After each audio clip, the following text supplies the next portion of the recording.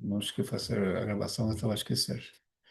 Então, a primeira marca é a pregação fiel da palavra do Senhor, e isso é importante, irmãos, que nós possamos sempre ter o cuidado e principalmente ter o zelo, não é, de cuidar que aquilo que está a ser pregado seja realmente a palavra do Senhor. Sim. Se aquele que está a pregar, seja quem for, seja eu ou qualquer outro, começa a falar sobre experiências pessoais, ou aquilo que acha, não é? Ou agora, por exemplo, domingo, vai acontecer aqui em Portugal, eleições, e o pessoal começa a falar: olha, nós temos que votar dessa maneira, ou quem vota de outra maneira. Isso não, a não ser que seja parte do ensino, não é? A maneira que nós escolhemos, irmãos, como forma de pregar e que achamos que é a maneira mais correta é a pregação expositiva. Então, por isso que vocês, na grande maioria, não vou falar todos os domingos, mas a grande maioria dos domingos nós seguimos livros da Bíblia, ou cartas da Bíblia. Agora estamos a estudar 1 João, então iniciamos o capítulo 1 e vamos até o capítulo 5 até o final. E vamos fazendo versículo por versículo, não? Ou seja, no sentido de apresentar o que apareça na palavra do Senhor. Não estamos a escolher temas dentro disso, a não ser que seja uma situação específica ou alguma coisa especial, onde talvez vamos usar um tema, mas ainda assim a pregação vai ser sempre de maneira expositiva. Então, isso é um cuidado que nós queremos ter, porque assim também os irmãos podem acompanhar, podem ver se realmente aquilo que está a ser falado corresponde ao texto, não é? Depois, nos estudos de quarta-feira de manhã, com aqueles irmãos que conseguem estar conosco quarta-feira de manhã, o que nós fazemos é voltar a revisar os pontos da pregação. Então, se ficou alguma coisa ali que não ficou muito clara, ou se alguém quer fazer perguntas, esse é o tempo, não é, que fazemos e é feito online. Então, aqueles que podem estão a participar nisso. Mas essa é uma primeira marca. A segunda marca é a administração correta das ordenanças ou dos sacramentos, que são dois, não é? O batismo e a ceia do Senhor. Sim, essa que são os dois, as duas ordenanças que nós encontramos e dos quais só participam crentes, em primeiro lugar, sim, e nós reconhecemos, não é, aquele que é crente, aquele que teve um encontro pessoal com Cristo e que faz testemunho público da sua fé. Sim. Por isso que tomamos muito cuidado em batizar crianças, por exemplo, né?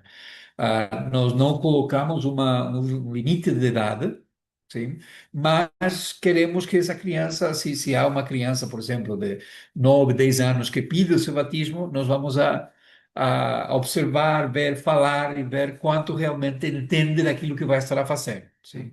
Há crianças que sim, realmente tiveram um encontro pessoal com Cristo e é muito fácil comprovar isso. Há outros que são levados mais pela pressão, ou porque todo mundo está, não é, a fazer, então querem fazer também. Então, preferimos esperar com isso. Mas o que fazemos é a ceia do Senhor, o primeiro, o batismo, é por imersão, é o batismo que nós conhecemos. Vai haver casos onde nós vamos ter irmãos, por exemplo, que vão vir de igrejas presbiterianas e que só foram batizadas por aspersão. Nós vamos pedir que eles se batizem por imersão, não é? Porque é o batismo que nós reconhecemos, não reconhecemos outro tipo de batismo. E a ceia do Senhor, pronto, já falamos, não é? Nós fazemos pão e vinho, sim, porque é aquilo que nós encontramos na palavra do Senhor.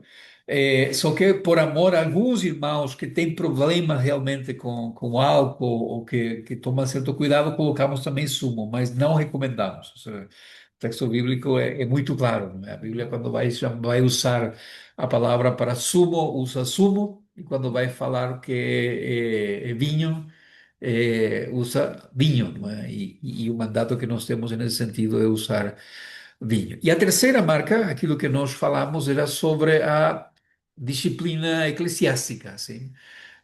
no sentido de o cuidado que temos que ter uns para com os outros, como membros da igreja, e esse cuidado inclui, não é, no sentido de buscar solucionar as coisas. Eu não posso olhar a algum irmão da igreja que está a cometer um pecado e não fazer nada, ficar calado. E estávamos a falar um pouco que isso culturalmente para nós é complicado, não é? O sul-americano em geral não gosta de problemas. E então, não é comigo, não é nada comigo, então eu não vou a entrar nessa briga, não é?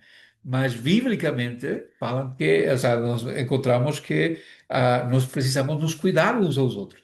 Sim? E há um procedimento que temos que seguir, e nós vimos isso em Mateus 18, sobre primeiro é a conversa pessoal, sim?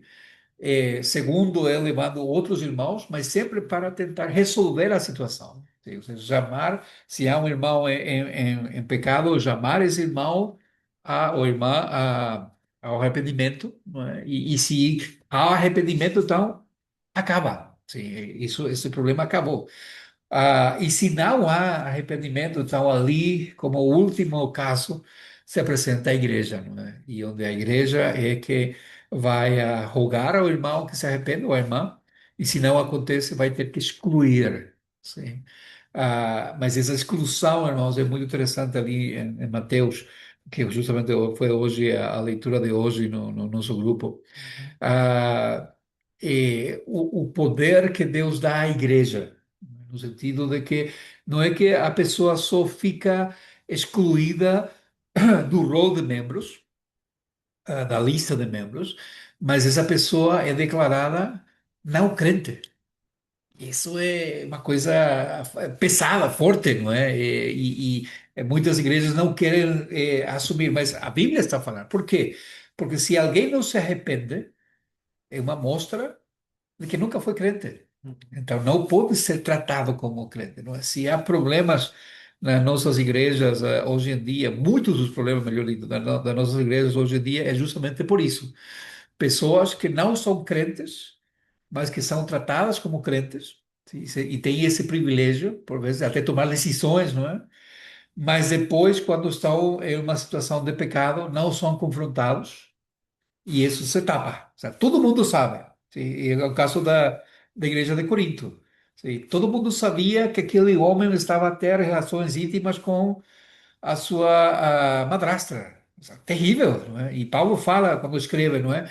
Isso nem os descrentes. O sea, tu falas com um descrente e perguntas se está bom, e ele vai falar, mas está mal, não se pode. Mas vocês estão calados. Ou seja, a igreja toda está calada. E foi uma atenção forte, não é? Então, quando nós nos tornamos membros das igrejas batistas aqui na nossa região, nós estamos a aceitar ser cuidados. Sim, ou seja, isso significa que vai haver momentos onde eu talvez vou ser exortado por causa de alguma prática que eu tenho. Eu deixei de congregar-me por coisas, não é? E talvez vou receber uma ligação, uma visita, não é, do pastor ou de algum dos irmãos da liderança, mas o intuito é cuidar, saber o que está acontecendo, porque o ideal é que nós possamos estar sempre juntos a maior quantidade de vezes que seja possível, sim? Então, isso é a modo de introdução e de repasso daquilo que já falamos no último sábado que tivemos juntos. Alguma pergunta até aqui? Alguma questão? Alguma a coisa que quedou ali?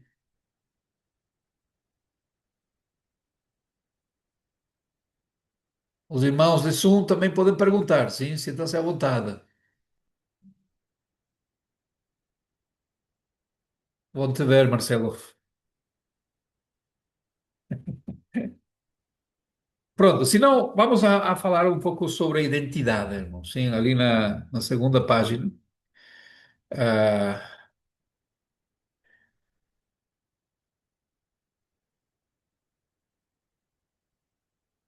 qual que é a nossa identidade ou como que nós nos devemos, irmãos?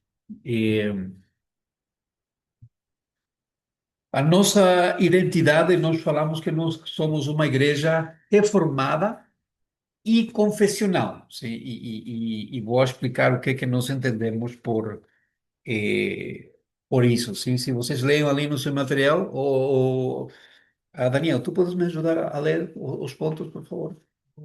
Sim, o primeiro ponto ali. Somos uma igreja cristã evangélica batista e reformada, acreditamos na Bíblia como a única fonte de autoridade. Praticamos culto tradicional em conjunto com a centralidade da pregação dos nossos cultos. Isso. Então, a nossa identidade básica é isso. Somos uma igreja cristã, temos a Cristo como centro, evangélica, porque acreditamos no Evangelho como uma mensagem, não é? Para um mundo perdido.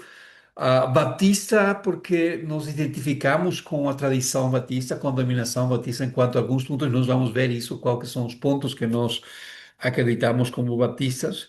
E reformados, porque nos aderimos às doutrinas básicas da Reforma Protestante do século XVI. Sim? Mas nós vamos ir olhando um bocadito mais ali, sim?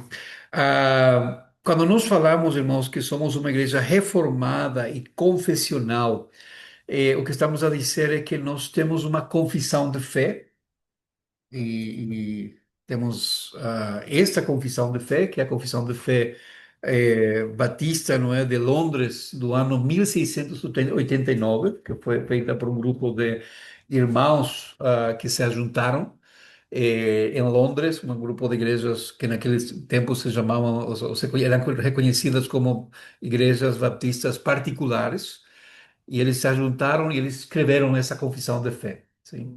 Que nós, estudando e vendo, concordamos com elas. Há algumas nuances sim que nós precisamos entender conforme o que foi o século XVI, sim? Mas é muito fácil de entender. O nosso irmão Daniel e o pastor Ismael Matoso eles estão a trabalhar uma versão para termos uma versão já impressa que seja nossa, não é?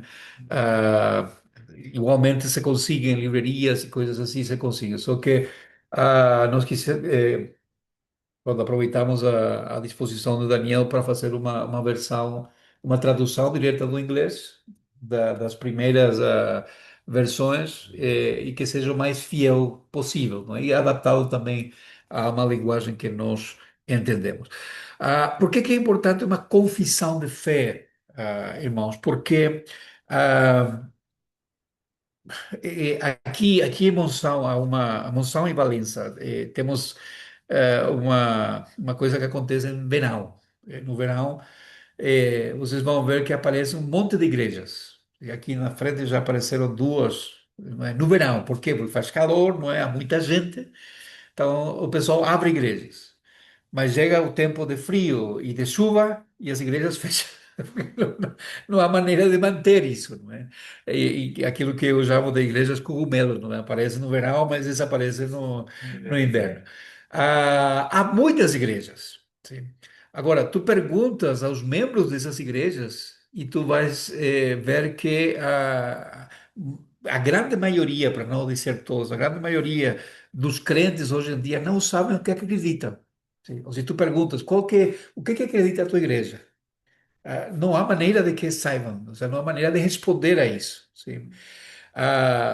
Outros vão falar, a minha igreja tem uma declaração de fé. Uma declaração de fé é um texto mais curto, onde fala de coisas principais que a igreja acredita, não é? Mas não há, uma exposição bíblica, sim, com texto de referência, onde tu podas ir e estudar e falar, sim, eu acredito como isso.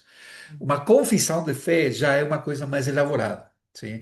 Onde nós confessamos, eu acredito isso, sim? A nossa confissão de fé tem 32 capítulos, sim?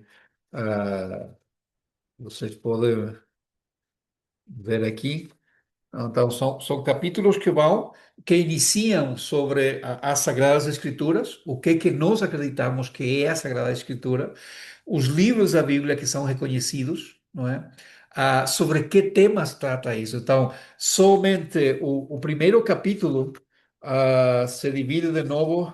estou a lembrar quantos pontos eram, mas já vou a... 10. Sim, eu estava entre 9 e 10. Sim, 10 pontos. Uhum. Então nós temos o primeiro capítulo, não é, das Sagradas Escrituras, e temos o ponto um, onde há uma declaração, sim, daquilo que nós acreditamos, que é a Bíblia, e depois há o apoio bíblico para isso. Sim, então, e nós até na escola dominical fazemos isso. Estamos a estudar, tanto aqui em Monção como em Valença, a nossa declaração de fé. E vamos, por vezes, não saímos de um ponto, porque queremos que tudo seja bem entendido. Sim? Por isso que nós falamos que somos uma igreja confessional, não é o que diz ali? Aderimos formalmente à Confissão de Fé Baptista de Londres, de 1689. Valorizamos uma declaração doutrinária clara como padrão de fé e prática. Então, poderíamos falar como se fosse a nossa Constituição, só que a Confissão de Fé não é a nossa Constituição. Sim. Nós temos só uma autoridade, que é a Bíblia. Sim. A Confissão de Fé, a única coisa que faz é sistematizar um pouco aquilo que nós acreditamos e nos dar uma orientação, uma guia, sim. Por isso que a lei diz, não é? Uma confissão não substitui a Bíblia, mas resume a nossa posição teológica sobre aquilo que a Bíblia ensina, sim. E, por exemplo, falando sobre um princípio que nós seguimos, que é o princípio regulador de adoração, ou o princípio regulador do culto, sim. Como que nós fazemos o nosso culto, sim? Nos cultos da nossa igreja, nos cultos, estamos falando do culto solene, domingo de manhã, vocês não vão ver que nós vamos ter um grupo de dança aqui na frente, sim?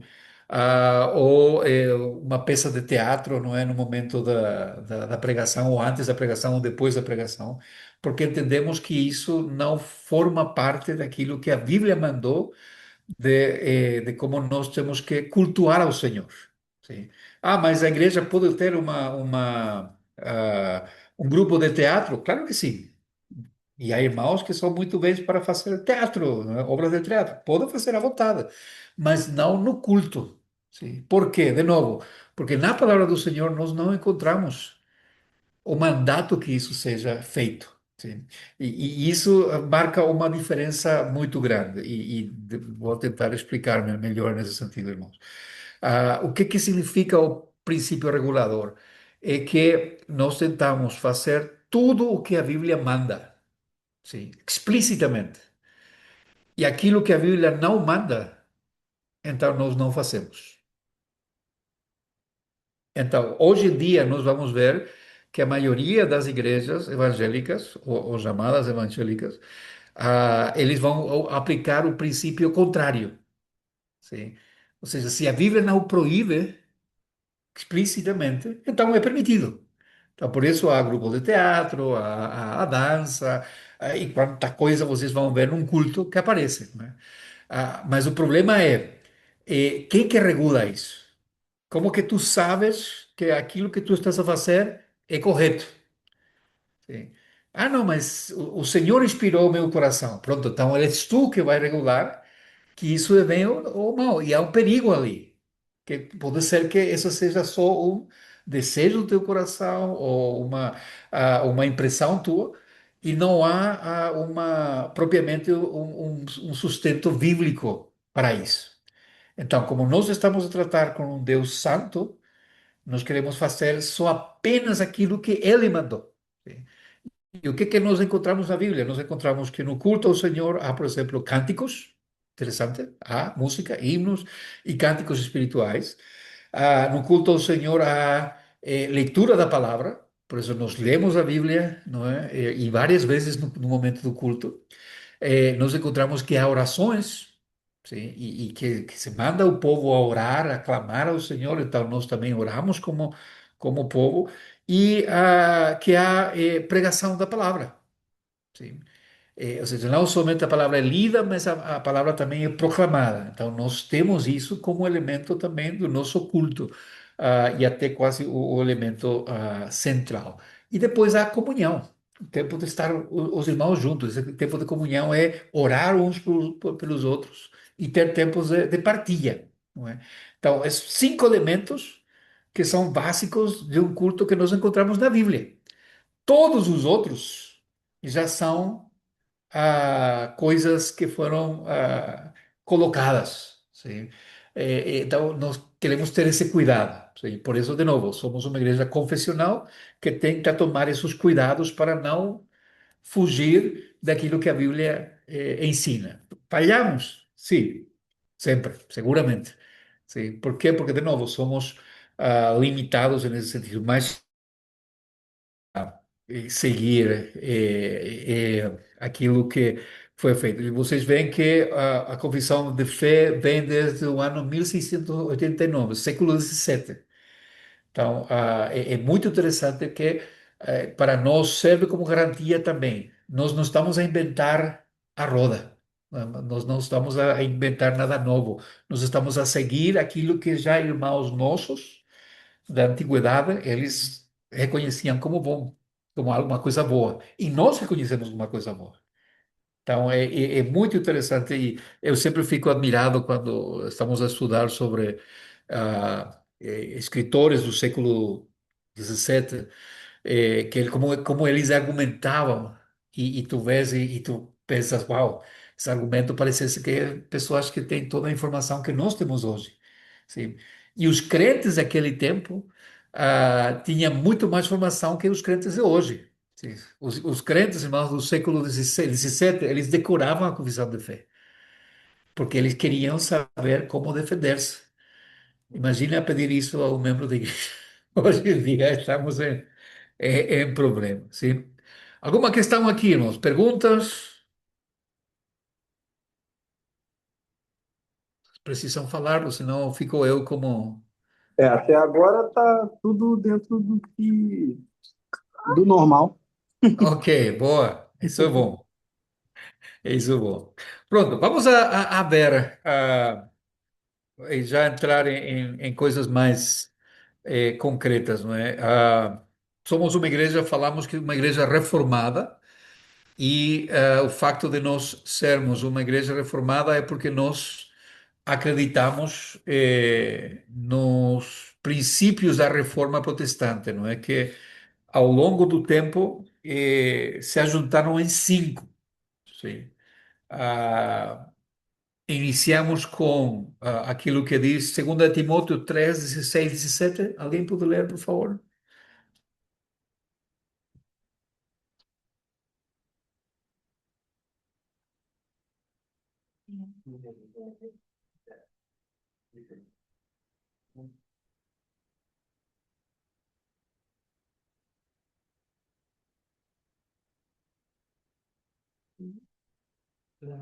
Segundo Timóteo 3, 16 e 17.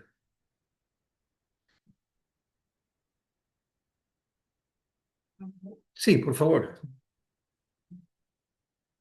Toda a escritura é dividida e inspirada e proveitosa para ensinar, para repreender, para corrigir, para instruir em justiça, para que o homem de Deus seja perfeito e perfeitamente instruído para toda a boa obra. Isso. Então, nós reconhecemos esse princípio, não é, de que a Bíblia é a única regra de fé e prática. Sim. E esse é importante, essa definição é importante, irmãos. Única. Sim. Não há nada que esteja por cima da Bíblia. Nem a confissão está por cima da Bíblia. A confissão tem que estar submetida à Bíblia. Se a confissão ensina ou ensinasse alguma coisa contrária à palavra do Senhor, nós não podemos aceitar. Por quê? Porque a Bíblia é a nossa única regra e de fé enquanto aquilo que nós temos que acreditar e prática enquanto aquilo que nós temos que fazer. Sim. Então, muitas vezes acontece, irmãos, e pode chegar a acontecer com vocês também. Já tive irmãos a questionar, não é? Pastor, por que a nossa igreja não faz isto ou não faz aquilo? Sim. Então, a minha resposta vai ser: o que a Bíblia diz sobre isso? Sim. A Bíblia manda que a igreja tem que fazer? Não, pronto. então não o fazemos. Sim. Agora, se a Bíblia manda que nós temos que fazer e nós não estamos a fazer, ali já há um problema. Então, nós temos que nos submeter. Então, quando nós, como igreja, falamos que somos uma igreja reformada, estamos a aceitar a igreja, o princípio de sola escritura. Sim. Um crente reformado deveria fazer a mesma coisa. Sim. Se submeter a esse princípio, a Bíblia como única regra de fé, ou seja, como eu tenho que acreditar, e de prática, como eu tenho que viver. Sim. E ali temos problemas. Ali temos muitos desafios, não é? Estava a ouvir, antes de vir aqui, alguém a falar sobre o carnaval, por exemplo. Não é? E é interessante como nas nossas igrejas, nos nossos países do Sul, não é? Ah, há sempre um dilema. O que fazemos nessa semana de fevereiro, não é? Porque, pronto, algumas igrejas aproveitam, vão de retiro e tudo mais, não é? E outros falam, não, nós temos que estar lá, nós temos que pregar o evangelho lá, não é? É quase como o problema que eu tenho, eu moro numa aldeia que se chama Pias, e a nossa aldeia tem uma festa, sim, em maio, e o nome da festa é um nome que eu não posso reproduzir para vocês. Pesquisem depois a festa de Pia. Sim. Sim, e a mesma coisa que eu vos convido. Eu não posso jamais colocar no Facebook ou nas redes sociais, irmão, vamos fazer evangelismo na festa de... Porque é terrível, o nome é terrível e a ideia, o conceito é terrível, né? Então sempre vai surgir aquela pergunta, então, o crente pode ou não pode participar? Sim. E é interessante, não é, que justamente uma das coisas que a Bíblia fala é que nós não podemos participar nas obras infrutuosas da carne.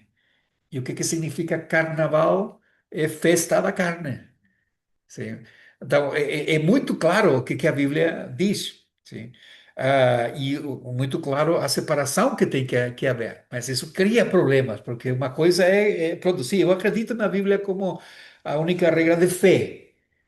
Mas a Bíblia, como regra de prática, já mexe um bocado comigo, não é? Mas tem que ser isso. Ou seja, senão, nós só estamos a ter uma religião teórica que não mexe com a nossa maneira de viver. Mas tem que mexer, tem que haver uma diferença. E isso foi um princípio que foi recuperado na reforma, no tempo da reforma, não é?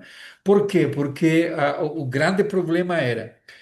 O povo, a grande parte do povo, não tinha acesso à Bíblia, sim. E a igreja daquela época se colocava como a única, e até hoje, a Igreja Católica Romana, a única com autoridade para ler as Escrituras e para interpretar as Escrituras. Sim.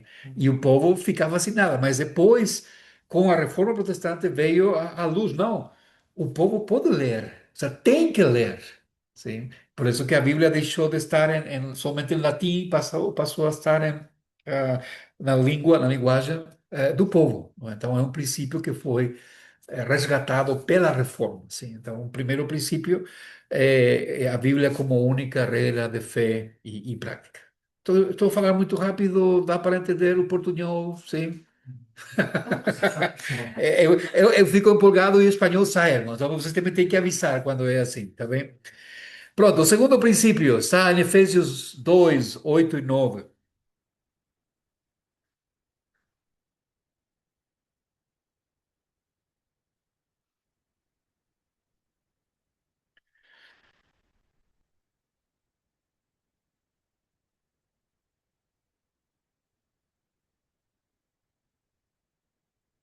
Quem pode ler, por favor? Porque pela graça sois salvos mediante a fé, e isto não vem de vós, é dom de Deus, não das obras, para que ninguém se glorie. Isso. Então a salvação é somente pela fé. Pela fé, naquilo que nós vamos ver mais para frente, não é? Fé em Jesus Cristo. Sim. Não é um trabalho que eu faço, não é uma obra que eu faço. Sim? Então, essa é uma mensagem que vai de confronto com aquilo que o mundo faz. Sim? Todas as religiões do mundo, fora do cristianismo bíblico, falam que a salvação é pelas obras. Nós estivemos a estudar sobre os testemunhos de Jeová, sobre a Igreja Adventista, estivemos a ver o islamismo, o budismo, todos, ao final, se resumem em uma coisa: tu tens que fazer alguma coisa para te salvar. Sim. Se tu consegues que no final da tua vida as coisas boas pesem mais que as coisas más, tu eres salvo. Sim. Só que temos um problema ali. A Bíblia fala que todos somos pecadores. Então ali já iniciamos a perder o jogo, não é? Então já é impossível equiparar isso. A não ser que Deus faça alguma coisa e Ele mude a minha situação, eu estou perdido. Então Deus fez isso. Deus enviou seu filho, não é? A morrer, a viver uma vida, a vida perfeita que eu não consigo viver. Morrer uma morte que eu merecia, mas também não consigo morrer. Se eu morro, quem que vai viver depois, não é? E também não sou apto para pagar a dívida a Deus. Você imagina um Deus tão grande e eu sou só um pontinho no universo. Como que um pontinho vai a pagar uma dívida a alguém que é muito maior? É impossível. Deus fez tudo. O que é que eu preciso? É acreditar em Deus. Sim, aquilo que Abraão fez. Por isso que Paulo diz ali, não é? Pela graça sois salvos por meio da fé. Sim, e isto não vem de vós, é dom de Deus. É presente de Deus. Sim. Então, sola escritura, em latim, sola fide, ou somente pela fé.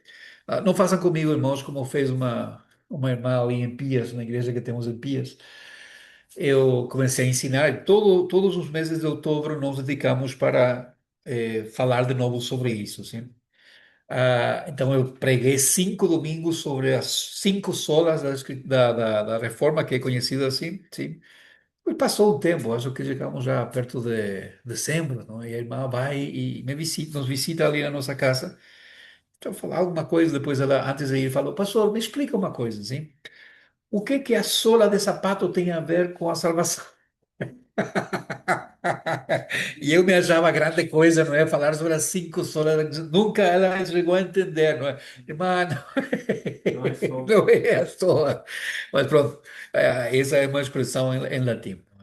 Sola Escritura, sola fide, já falamos um pouco sobre sola gratia, que significa somente pela graça. E o que é graça? Não é? Que graça é um dom gratuito, um presente gratuito de parte de Deus.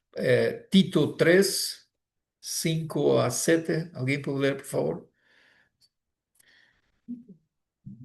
Tito.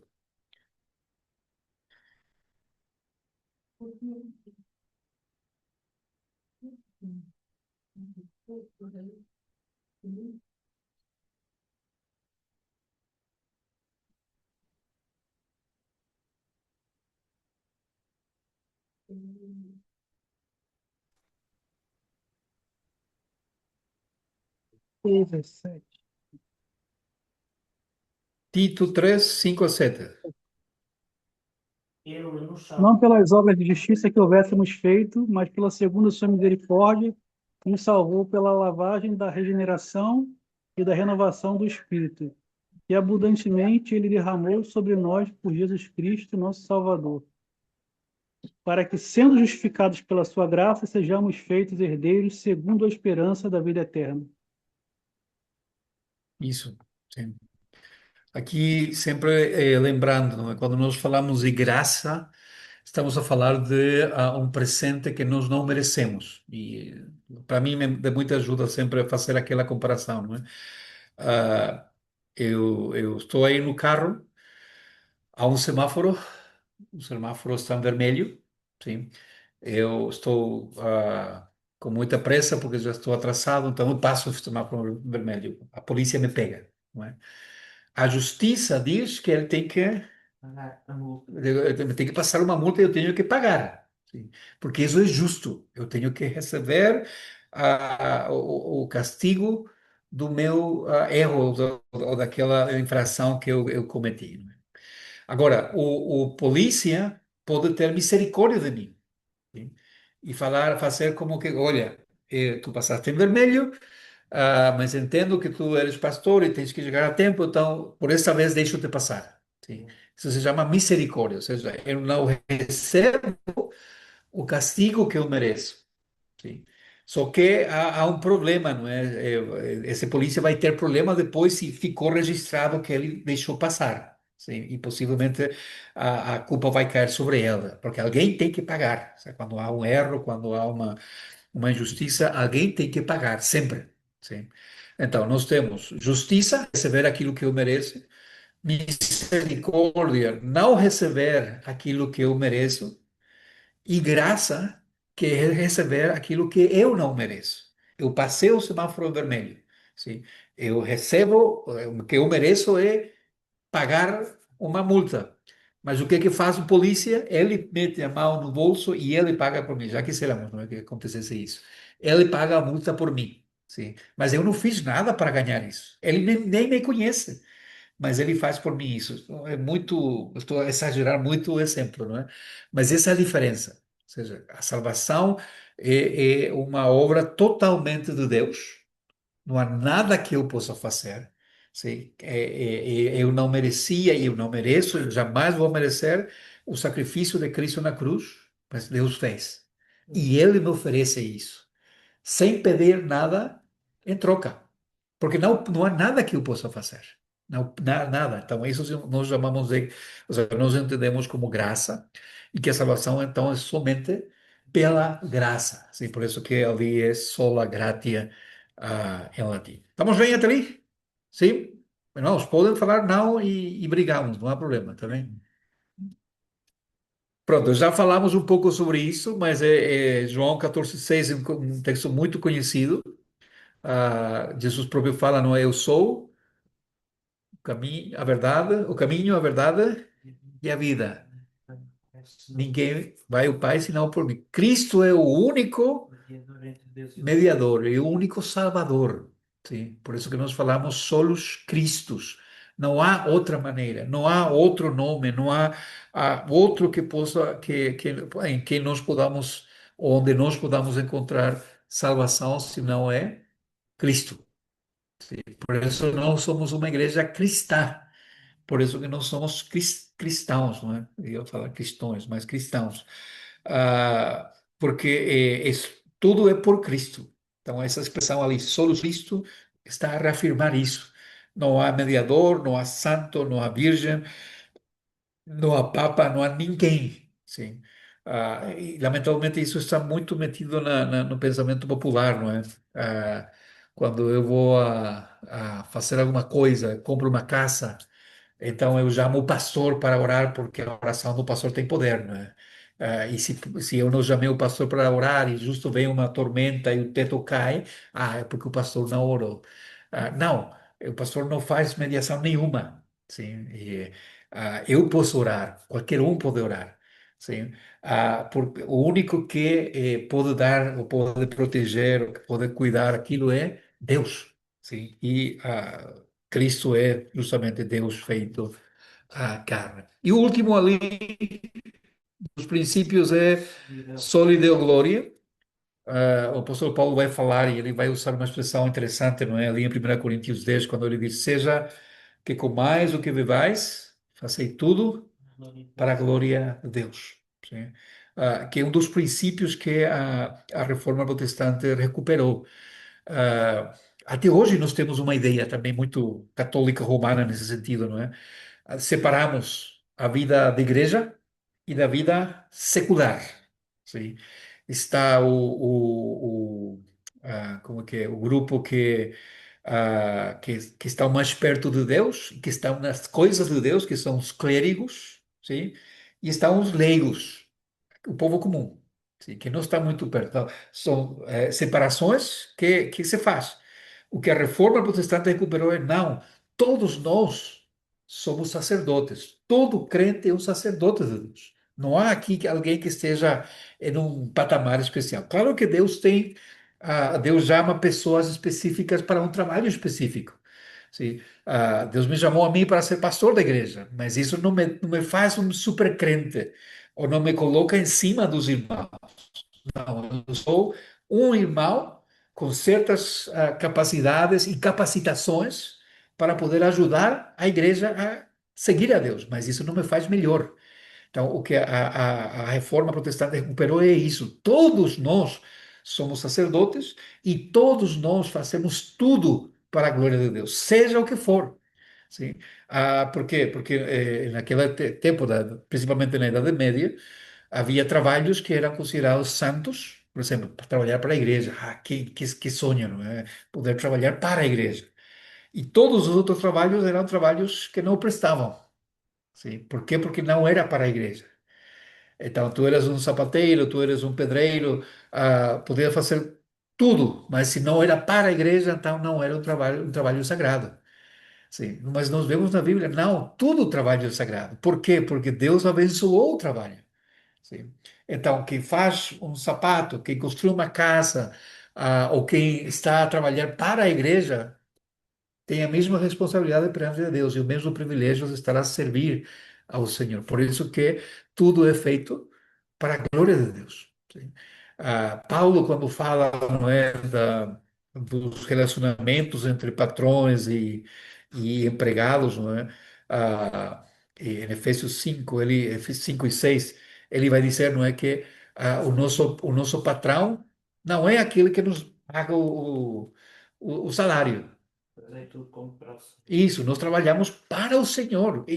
Essa deveria ser a mentalidade do crente. Sim. O outro é o meio que Deus usa. Sim. Pode ser desgraçado, terrível, injusto, sim, mas Deus usa esse meio para me dar o ordenado que eu preciso para sobreviver. Mas no final eu estou a trabalhar para o Senhor. Sim. Eu estou a trabalhar para o Senhor. Isso tem que ser. Por quê? Porque nós fazemos tudo para a glória de Deus. E essa expressão em latim é isso que significa, não é? Soli Deo Gloria, é toda glória é para Deus, ou somente a Deus a glória. Esses 5 princípios, irmãos, são o resumo daquilo que a Reforma Protestante recuperou do século XVI, e dali saem as igrejas protestantes, que depois vão ser conhecidas como evangélicas, não é? Então, nós acreditamos isso, por isso nos consideramos como uma igreja reformada, sim, porque acreditamos nos princípios da reforma protestante. Alguma questão aqui? Há uma igreja que não seja, que não se considere, uma igreja evangélica que não se considere reformada? Sim, sim. Por quê? Porque, por exemplo, a igreja luterana não se considera reformada. Eles se consideram luteranos. E, lamentavelmente, muito do luteranismo agora é quase mais um nome, não uma igreja viva, ainda que, graças a Deus, há uma corrente que permaneceu fiel às Sagradas Escrituras e ao ensino de Lutero. Mas o grande problema com os grandes movimentos é que os iniciadores, os primeiros, são os que levam a luz correta. Depois os seguidores começam a dividir, não é? E isso acontece, lamentavelmente, com todos, não é? Mas há igrejas, ou, o que é pior, há muitas igrejas que se chamam a si mesmo de cristãs, mas não querem ser chamadas de reformadas. Mas é mais por ignorância ou porque realmente não aceitam esses princípios. Sim. Estamos bem, irmãos, aqui? Sim? Pronto. Se nós somos uma igreja reformada, em quanto a aquilo que nós entendimos geralmente, irmãos, eu não tive tempo para fazer, mas quando fazemos a nossa reunião, ou seja, nosso curso de membresia, eu coloco em um quadro cada um desses princípios, não é? E pergunto aos irmãos se concordam com isso. Sim? Porque se nós concordamos, por exemplo, com o princípio de sola escritura, tá bem? Então temos que aceitar aquilo que a Bíblia fala sobre a salvação, sim? Que é a ideia a seguir que nós vamos tratar agora. Ou seja, nós somos uma igreja reformada, confessional, reformada, mas ao mesmo tempo nos consideramos nos vemos, não é, como uma igreja que segue a doutrinas da graça, sim? mais comumente conhecidas como os 5 pontos do calvinismo, sim, ou uma igreja calvinista. Ah, Nós não seguimos a Calvino, por isso que nós não colocamos isso no nosso cartaz, uma igreja calvinista. Mas nós acreditamos nas doutrinas da graça, sim, que tem muita relação com aquilo que nós falamos da reforma, dos 5 pontos da reforma, e nós vamos ir vendo essa parte. Essas doutrinas da graça, irmãos, focam exclusivamente na doutrina da salvação. O que é que nós entendemos sobre a salvação? Sim.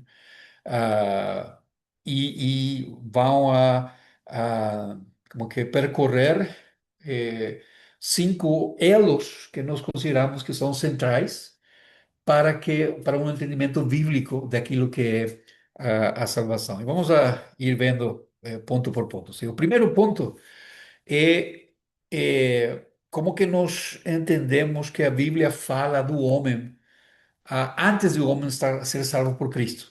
Ou melhor, por que era necessário que Cristo viesse. Sim. E nós ali falamos sobre a depravação total. Sim. Ainda que nós podemos ajustar um pouco isso, não é? Mas há uma pergunta que sempre fazemos, não é? Quando Adão e Eva pecaram, o pecado deles, sim, afetou somente a eles ou afetou a toda a posteridade, a todos os seus descendentes que vieram, né? E aquilo que nós vemos na Bíblia é, não, os filhos deles já nasceram pecadores. Sim. E pronto, e nós vemos até que os primeiros 2 filhos de Adão e Eva, há um problema ali, porque eles vão cultuar ao Senhor. É muito interessante, não é? Cultuam o Senhor depois que os pais já foram expulsos do jardim, do Éden, mas eles vão cultuar ao Senhor. Mas só um faz o culto da maneira que Deus mandou. Lembrando do princípio regulador? Qual que era a maneira que Deus mandou, que foi ensinado por Adão e Eva para seus filhos, era oferecer um sacrifício. Sim. O que Caim faz? Não, eu vou cultuar a Deus do meu jeito. Sim. E ele apresenta uma oferenda dos frutos, porque ele é lavrador. Então ele acha, pronto, eu sou lavrador, eu vou oferecer o melhor a Deus. Mas a pergunta é isso que Deus pediu? E Deus próprio fala, no, o texto bíblico fala, não é, que Deus olhou com agrado a oferta de Caim, Abel. de Abel, desculpa, já estou a mudar a Bíblia, e com desagrado a de Caim. Os atos depois de Caim vão mostrar realmente o estado do seu coração. O que ele faz? Mata o irmão. Sim. Porque isso, ou seja, o culto foi a expressão daquilo que estava dentro do coração. Sim. E todos nós nascemos pecadores. E todos nós nascemos rebeldes contra Deus. Sim? E vamos ver alguns textos que nos vão ajudar nesse sentido. Podemos ler em Romanos, capítulo 1. Não está aqui, mas eu.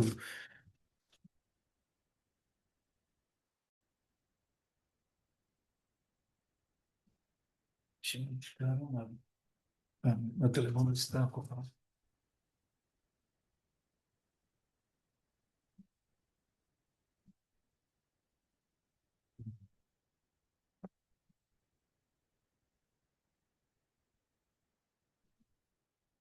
Agora que me percebi que eu estava sem óculos, eu estava a ter problemas para enxergar.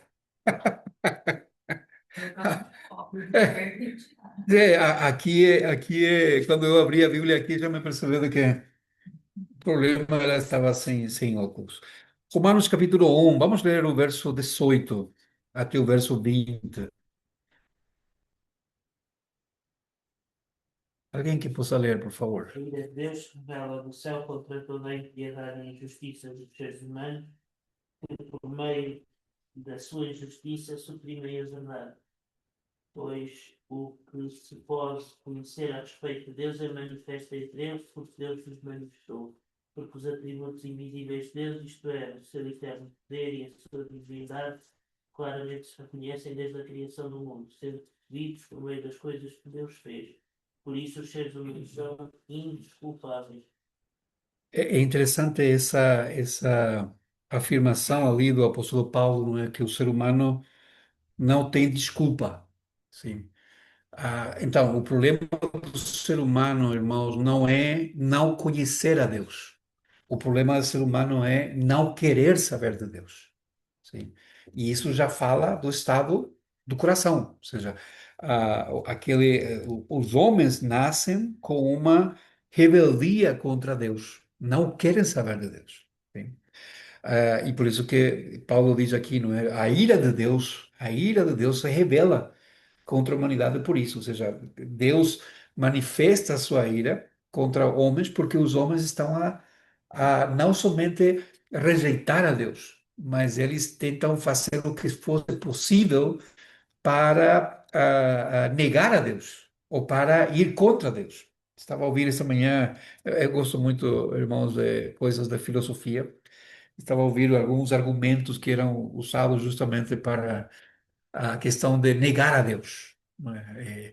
E é interessante, filosoficamente falando, os argumentos que eles usam até faz sentido, sim. Mas sempre vai fazer sentido desde o ponto de vista humano, sim. Por quê? Porque o ser humano é que tenta, de novo, aquele pontinho na criação, tenta definir uma coisa que é muito maior que ela. Quando a única coisa que nós podemos fazer é aceitar como esse Deus tão grande se revela ou se mostra a nós. É o contrário, mas o ser humano sempre está tentando fazer isso. O próprio apóstolo Paulo, irmãos, vai usar outra ideia para falar sobre o estado do ser humano sem Cristo. Em Efésios, nós já lemos, Efésios capítulo 2,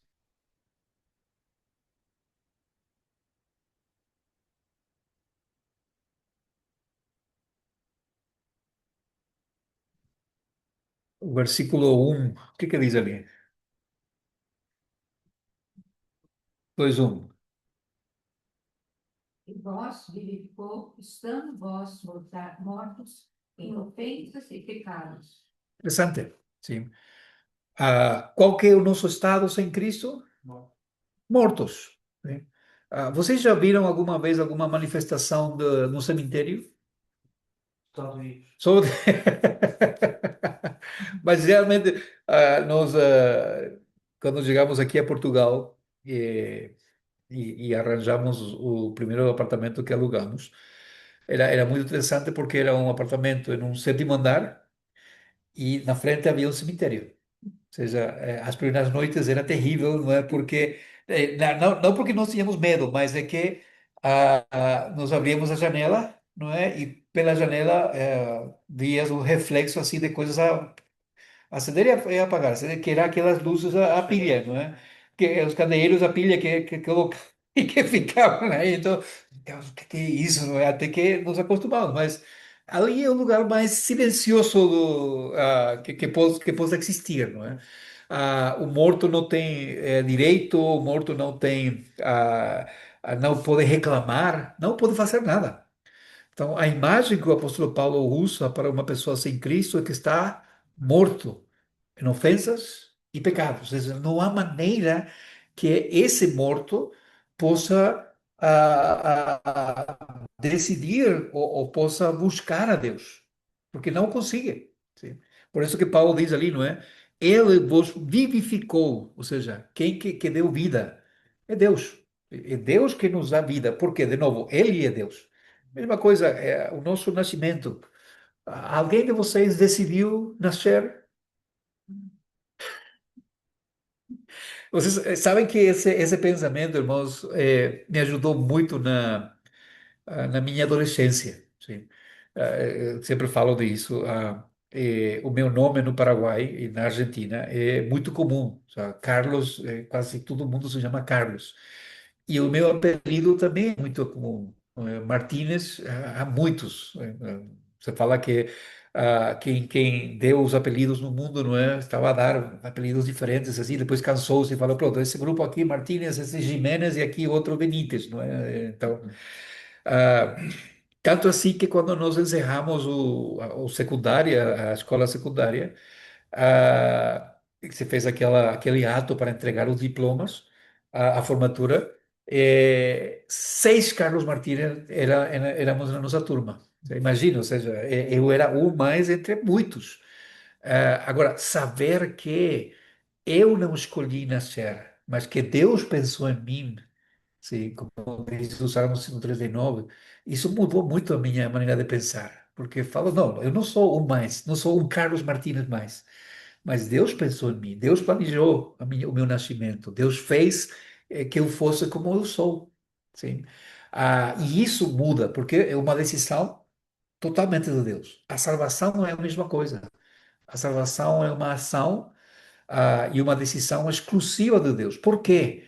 Porque nós estamos mortos. Não há maneira que eu possa escolher a Deus. Não há maneira que eu possa pensar em Deus. Por quê? Porque ali a depravação total e a explicação que nós temos ali diz, não é? O homem caído é incapaz de buscar a Deus por si mesmo. É impossível. Não há maneira que isso aconteça, a não ser que Deus faça alguma coisa. Sim.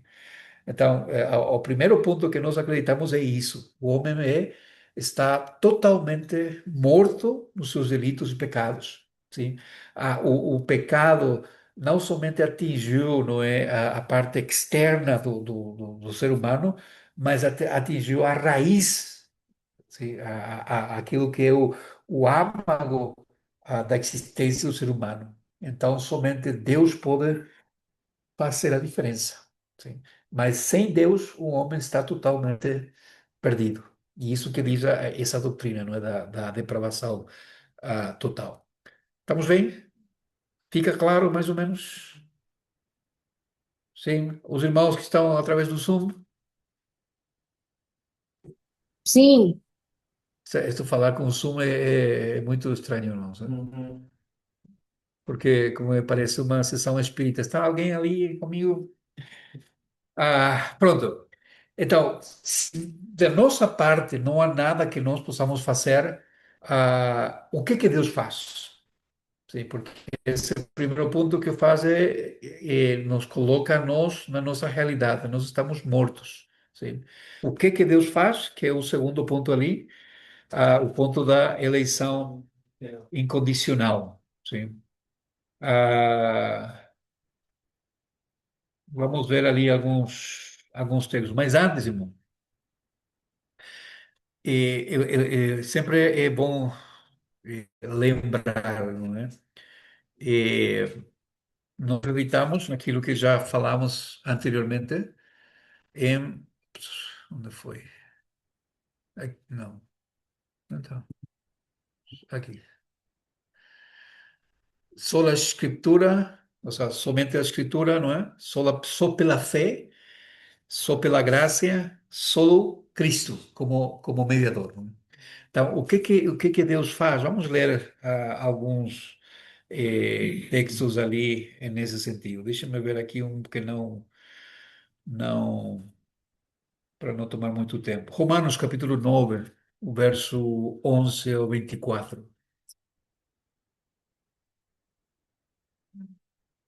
Romanos 9.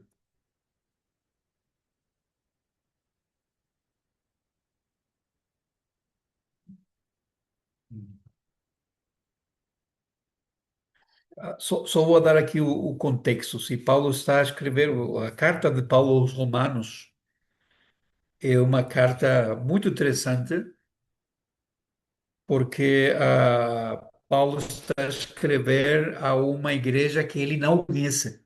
Sim. Ele quer ir a Roma, que é a capital do império naquela época, mas os irmãos que estavam lá em Roma tinham alguns receios dele, né? Porque as notícias que estavam a chegar era como que ele perseguia a igreja e agora ele está a pegar o evangelho. É uma coisa muito estranha. Como que isso aconteceu? Então, por isso ele escreve, não é, Romanos como uma carta de apresentação de isso é aquilo que eu acredito. Sim. E então ele vai falando sobre justamente aquilo que ele acredita sobre o Evangelho, o que ele acredita sobre o ser humano, não é?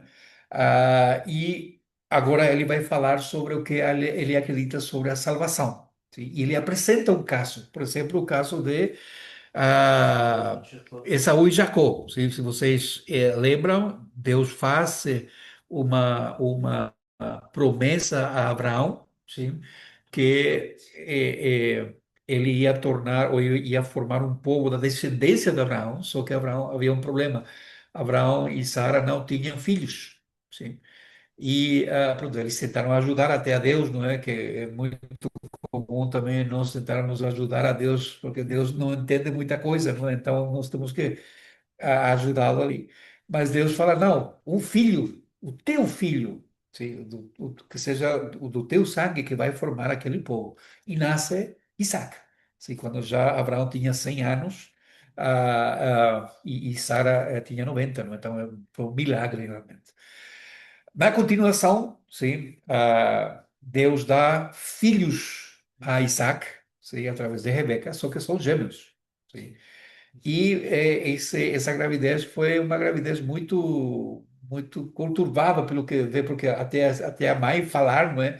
E orar, Deus, ou faz alguma coisa ou tira minha vida, porque aqui não aguento a briga entre esses dois no ventre. Ou seja, uma coisa, nós como homens não vamos entender muito bem, mas as mulheres que já tiveram filhos saberão como que é isso, não é? Eu não imagino o que é sentir ali alguma coisa a mexer fora de alguma indigestão, alguma coisa assim, não é? Mas imagine dois e que seja mesmo a brigar. E Deus responde. E é muito interessante. Então, nesse contexto é que está o texto que nós vamos ler aqui. Ah, vamos iniciar no versículo 9. Diz assim: porque a palavra da promessa é esta: por esse tempo virei e Sara terá um filho. E não somente esta, mas também Rebeca concebeu de Isaac, nosso pai. Porque não tendo eles ainda nascido, nem tendo feito bem ou mal, para que o propósito de Deus, segundo a eleição, ficasse firme, não por causa das obras, mas por aquele que chama, foi-lhe dito a ela: o maior servirá ao menor. Como está escrito: amei a Jacó e odiei a Esaú. Que pois diremos? Que é injustiça da parte de Deus? De maneira nenhuma.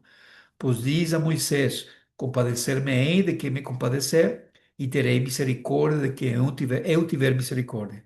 Assim, pois, isto não depende do que quer, nem do que corre, mas de Deus que se compadece. Porque diz as Escrituras a Faraó: para isto mesmo te levantei, para em ti mostrar o meu poder e para que o meu nome seja anunciado em toda a terra. Logo, pois, compadece-se de quem quer e endurece a quem quer. Dir-me-ás então, por que se queixa ele ainda? Porquanto quem tem resistido à sua vontade? Mas o homem, quem és tu que a Deus replicas? Porventura a coisa formada dirá a que formou: por que me fizeste assim? Ou não tem direito, não tem o oleiro poder sobre o barro para da mesma maneira fazer um vaso para honra e outro para desonra?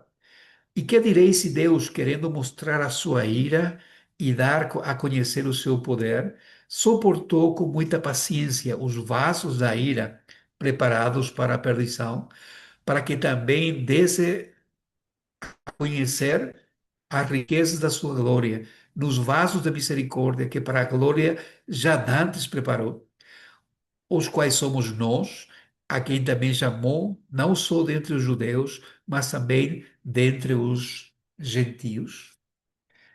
Quando que Deus decide que a descendência de Abraão, ou seja, a promessa de Abraão, ia continuar em Jacó? É de isso que está a falar aqui Paulo. E Paulo diz: Deus decidiu isso antes que Jacó e Esaú nascessem. Ou seja, lembra aquilo que nós falamos da salvação? Que não é por obras, mas é pela graça. Então, quando nós usamos essa expressão de eleição incondicional, estamos a falar que quem decide a salvação das pessoas não somos nós, é Deus. Sim? E ele faz isso não porque há méritos em nós, ou não porque há obras em nós, ou não porque nós somos melhores que os outros, mas porque ele decidiu. Sim? Mas porque, segundo a sua vontade, essa é uma coisa boa. Sim? Mas isso cria muito problema na cabeça do ser humano, não é? Porque o ser humano quer controlar, quer decidir, sim, quer formar parte disso. Não, mas eu fiz alguma coisa. E o evangelho que fala para nós é: não, nós não fizemos nada. Nós estamos a desfrutar dos privilégios, mas nós não merecemos isso. Porque se vamos a falar de merecimento, lembram aquilo que nós falamos de justiça? Se Deus vai ser justo, o que que eu mereço? Eu mereço o castigo. Se não, pergunte à minha esposa. Ela vai falar, sim, ele merece ser castigado, porque é chato para caramba. Ah, mas é realidade, essa é a nossa realidade. Mas pela graça de Deus, ou seja, por um presente imerecido, sim, eu tenho salvação.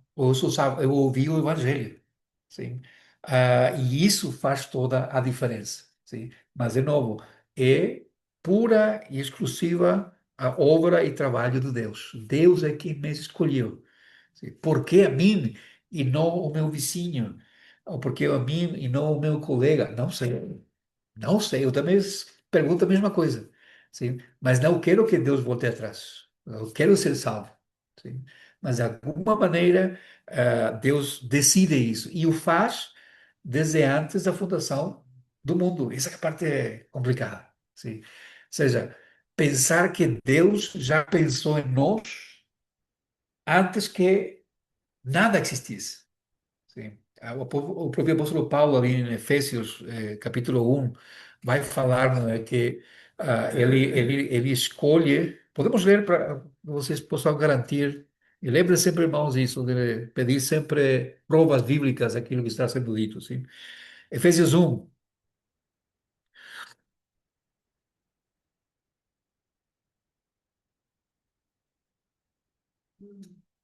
versículo 4 e 5.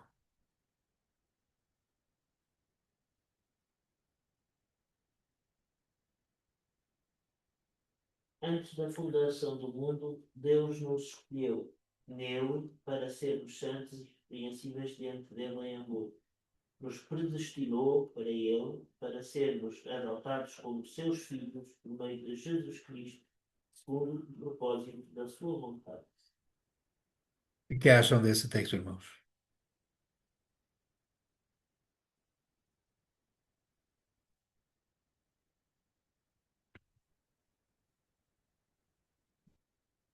Algum comentário? Roberta, Ruth, Marcelo, Rebeca, podem comentar também, sim?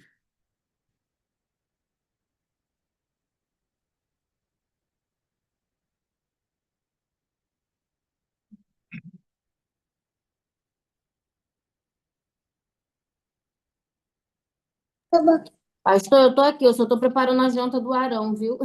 Tá bem. Tá bem, tá bem.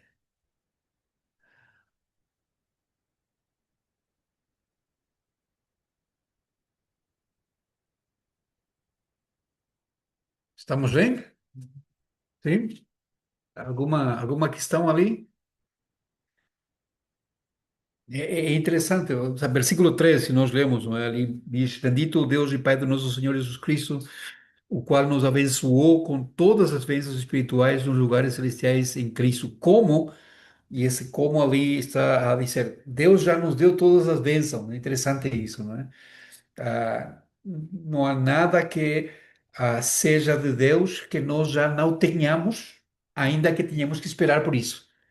Parece uma contradição, não é? Mas tudo aquilo que Deus já decidiu, com que aquilo que Deus nos decidiu abençoar, nós já temos, mas vai ser no momento certo. Sim. Por exemplo, o nascimento. Por que que eu nasci?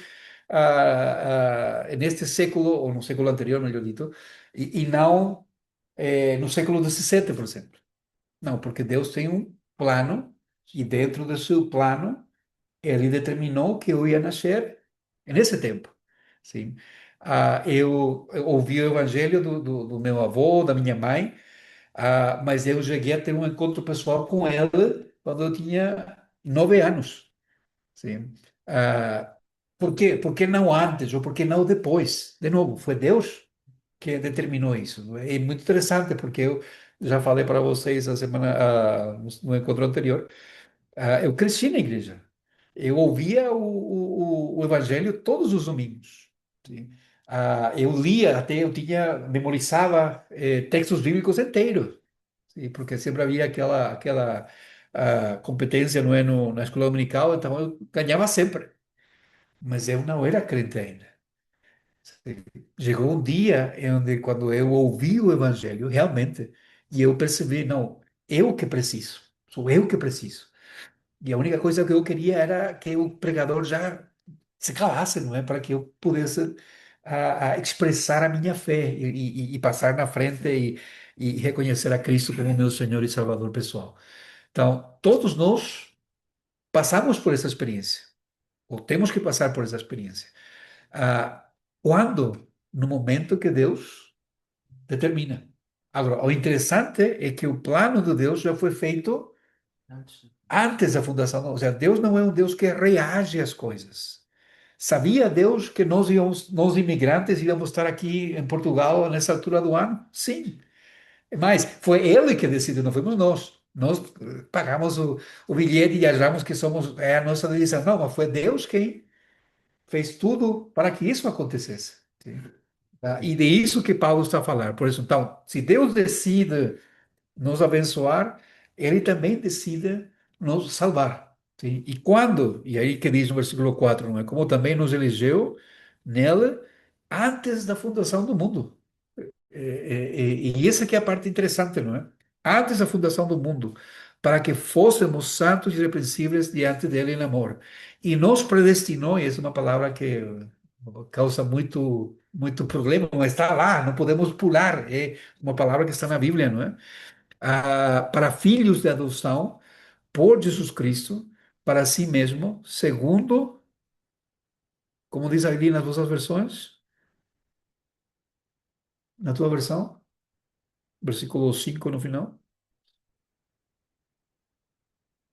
Pode, de sua Sim, vontade. ou porque ele queria. Sim, essa é a questão. Tá? Por que que Deus faz as coisas? Porque ele quer. Sim. E lembra na criação, por que que Deus criou o nosso mundo redondo? Por que que não foi plano, como muitos gostariam, não é? Ou não foi quadrado, ou foi... Não, por que que foi redondo, não é?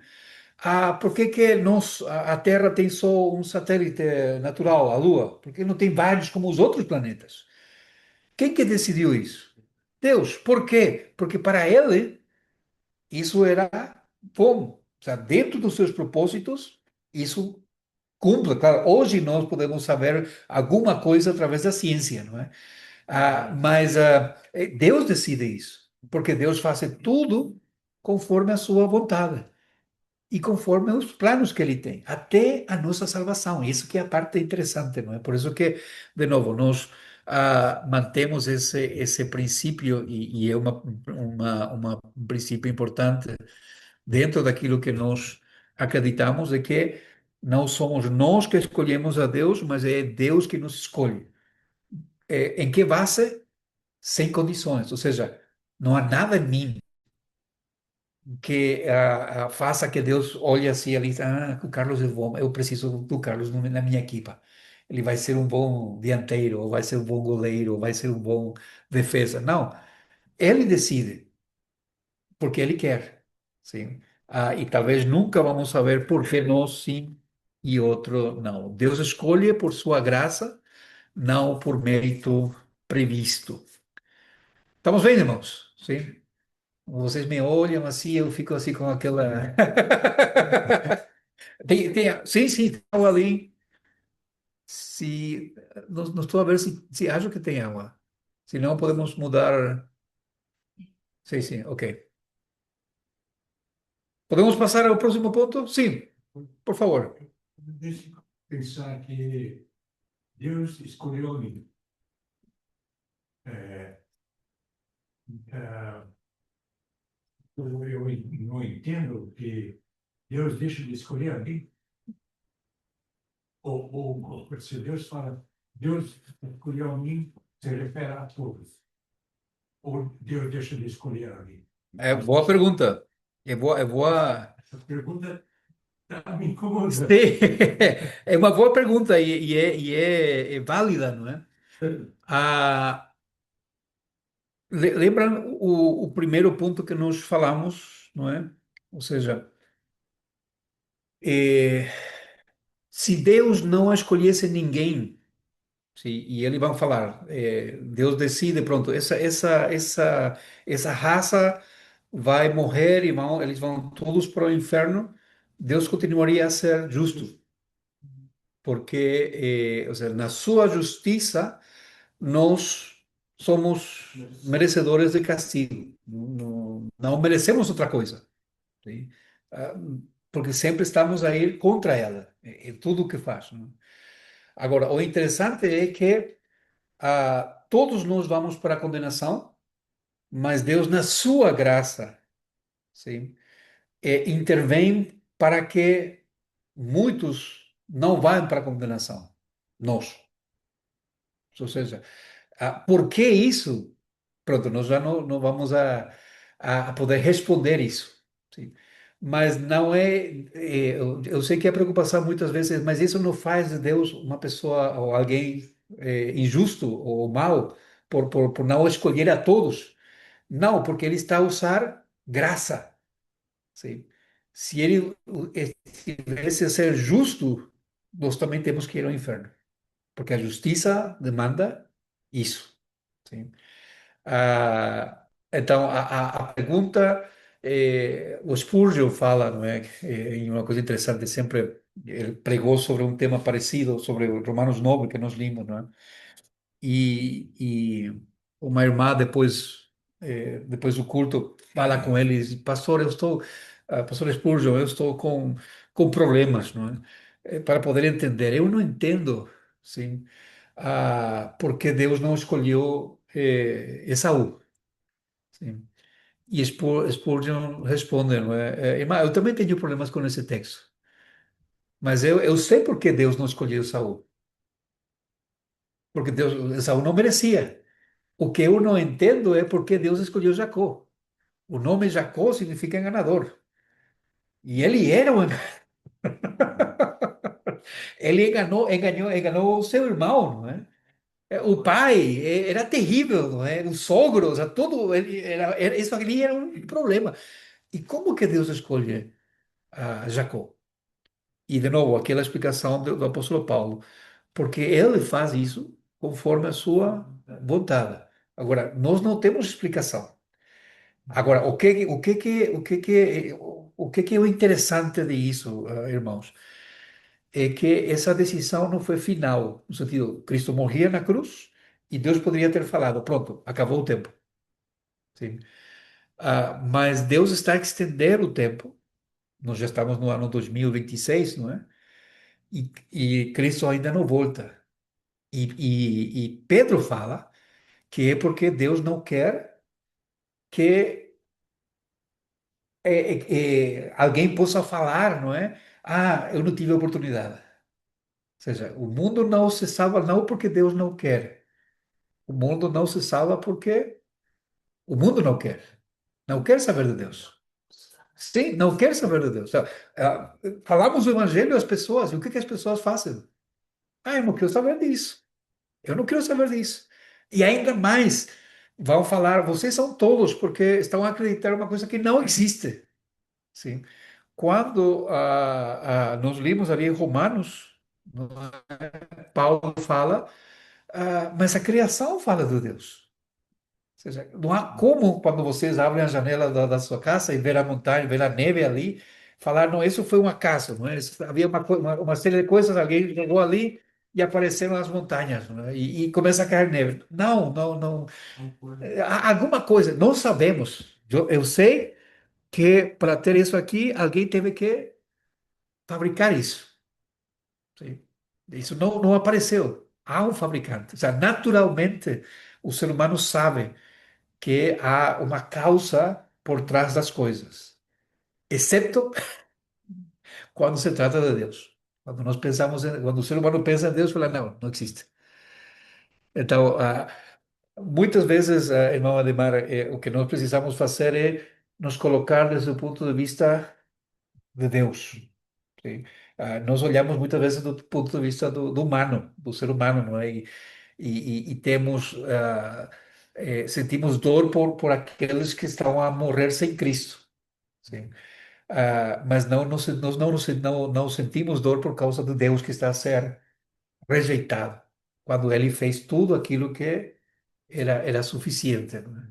Então, podemos pensar que Judas também tinha oportunidade de estar arrependido e não se arrependeu.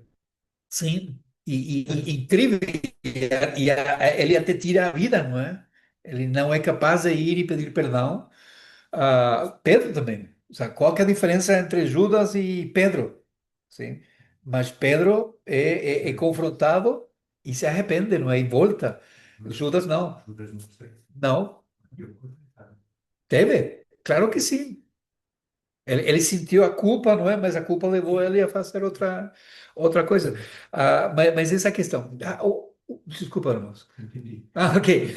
Mas há um texto também em Apocalipse que para mim é terrível, não é? Apocalipse capítulo 9, 8, não lembro bem agora.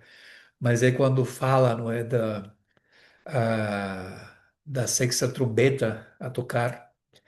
E que fala que cai granizo do céu, mas como pedras, não é, sobre o mundo, porque já está a falar ali da destruição.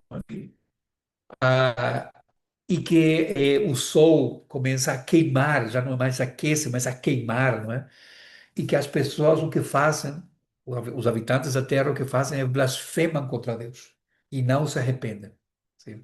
Ou seja, não é o problema não está em reconhecer a Deus. O mundo sabe que Deus existe. O ateu, ele tem que negar a Deus.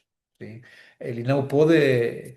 Ou seja, ele sabe que Deus existe, mas ele tem que negar, tem que ser uma negação aberta, não é? Porque isso mostra.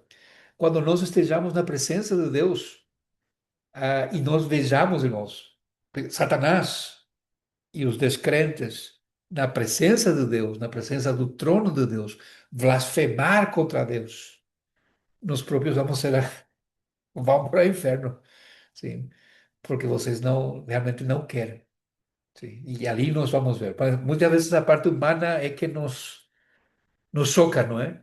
Mas nós precisamos olhar desde a visão do ser humano, do ser humano, da visão do Deus, não é? De Deus. Podemos avançar? Estamos bem? Sim? Eleição incondicional, a segunda coisa, ou seja, a terceira coisa, desculpa. A expiação limitada, o que significa isso, irmãos? Ah, se Deus escolhe, sim, desde antes da fundação do mundo, Ele vai garantir que os seus escolhidos sejam salvos. Sim. Como Ele garante isso? Imagina, não existe nada, Deus, e quando falamos de Deus, estamos falando da Trindade, não é? Eles fazem o plano sobre criar o mundo, criar a humanidade e a história. Sim? No momento deles fazer isso, eles já falam, ok, o ser humano, em uso da sua liberdade, vão rejeitar Deus. Sim? Ninguém obrigou a Eva a comer. E Eva é culpada, sim, mas mais culpado é Adão, porque Eva foi enganada, sim, pela serpente. Quem que enganou a Adão? Claro que nós homens sabemos, né? Se Adão falava que não, o problema é que ia ter com a patroa depois, né? Mas pronto, isso já é um comentário, comentário à parte. Mas ninguém obrigou Adão. Então, ele, em uso da sua liberdade, ele se rebela contra Deus, não é? Deus já sabe isso, então ele elabora um plano de como ele vai salvar a humanidade, sim? Principalmente aqueles que foram seus eleitos. Ele planeia e no seu planeamento é que Jesus tem que morrer. Para quê? Porque alguém tem que pagar. Lembra aquilo que nós falamos? Alguém tem que pagar. Deus é justo. Deus não pode falar, pronto, Edemar pecou, mas pronto, eu não vi nada. Não é? Vou fazer como que eu não vi e passo. Não, Deus é justo. É interessante, não é que um dos atributos de Deus que se repite 3 vezes é que Deus é santo. Sim? Ele é santo, santo, santo. Ou seja, se nós pegarmos uma folha branca, irmãos, essa folha branca está suja na presença de Deus, porque Deus é muito mais branco que o branco que nós conhecemos, ou muito mais puro que a pureza que nós possamos conhecer. Então, ele não pode tolerar o pecado. Ele exige que haja um pago. Qual que é o plano? Então, alguém tem que morrer. Sim. Quem vai morrer? Não existe ser humano sobre a Terra que possa ser capaz de viver uma vida perfeita, sem pecado, sim, para agradar a Deus. Lembra que o sacrifício tinha que ser de um animal perfeito? Sim. Qual que é o problema? Por que que nós temos, por exemplo, Malaquias fala disso, não é? Que os sacerdotes ofereciam a Deus já coisas de segunda mão. Por que que Jesus fica zangado quando ele entra no templo? Lembra? Quando ele expulsa os mercadores? Porque ali já não era um animal criado para o culto ao Senhor. Era, qualquer um podia trazer, não é, um animal, mais ou menos em condições, e vender. E estavam aqueles que estavam a fazer lucro com isso, os próprios escribas e fariseus e sacerdotes, não é? Então, era terrível. O único homem perfeito que existiu é Jesus Cristo, porque ele não pecou contra Deus. Sim? Ele morre. Sim? Por quê? Para garantir que aqueles que foram escolhidos por Deus sejam salvos. Sim? Por isso que quando falamos de expiação limitada, e a pergunta que nós temos que responder ali é: o sangue de Cristo tem poder para salvar? Por isso, e ali a questão é: se o sangue de Cristo tem poder e Cristo morre por todo o mundo, por que que o mundo não é salvo? Se falamos que o seu sangue tem poder. Sim. Não, mas porque o mundo não escolhe, então não tem poder. Se sou eu que posso limitar. Sim. Então, o que nós vemos na Bíblia, irmãos, é que a Bíblia usa muito essa expressão escolhidos, eleitos, povo, para falar de aqueles que foram escolhidos por Deus desde antes da fundação do mundo. Então, para garantir que eles sejam salvos, Cristo morre na cruz. Sim? Para garantir, nenhum daqueles por quem Cristo morreu vai se perder, porque Cristo morreu por eles. Sim? Cristo morreu por eles. Prova disso tínhamos quantos ladrões a crucificar-se com Cristo? Dois. Quantos foram salvos? Um. E foi ali aos 45 com acréscimos do segundo tempo, não é? Já estamos a morrer. O outro morre blasfemando, mas um morre salvo. Será que ele era escolhido? Sim. Por isso que Jesus fala para ele: hoje estarás comigo no paraíso. Ou seja, era naquele momento. É incrível, não é? É incrível aquilo que Deus faz. Mas, de novo, irmãos, não fiquem com aquilo que eu falo. Vamos ler um texto bíblico enquanto a isso, sim? Vamos a Romanos de novo. Romanos capítulo 8, verso 32 e 34.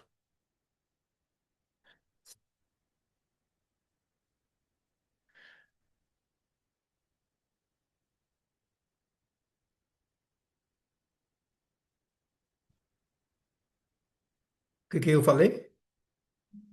Romanos 8, não é? Eu fiquei ali, será Romanos 4, não, Romanos 8. 32 a 34.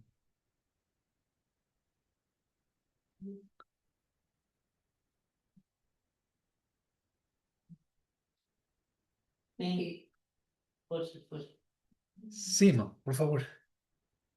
Aquele que nem mesmo a seu próprio filho poupou, antes o entregou por todos nós, como nós não dará também com ele todas as coisas? Quem tenta acusação contra os escolhidos de Deus?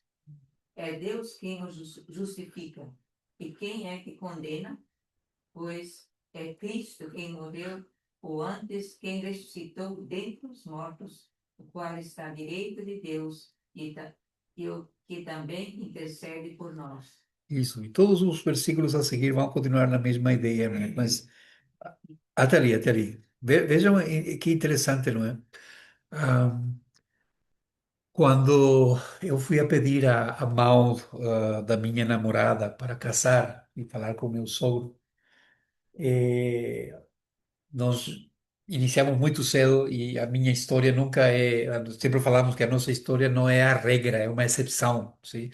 Porque iniciamos a namorar com 16 anos, eu tinha 16, ela tinha 15. E nos casamos quando eu tinha 22, ou seja, foram 6 anos de namoro, só que nesse tempo meu sogro jamais permitiu que nós namorássemos fora da sua casa, sempre foi na sua casa. Meu sogro sempre foi muito, muito rígido nisso, né? Então eu tinha que pedir, queria casar-me, que tinha que pedir a mão da minha namorada para casar. Então eu fui a falar com ele, né? Eu tinha um medo, porque ele sempre foi muito rígido.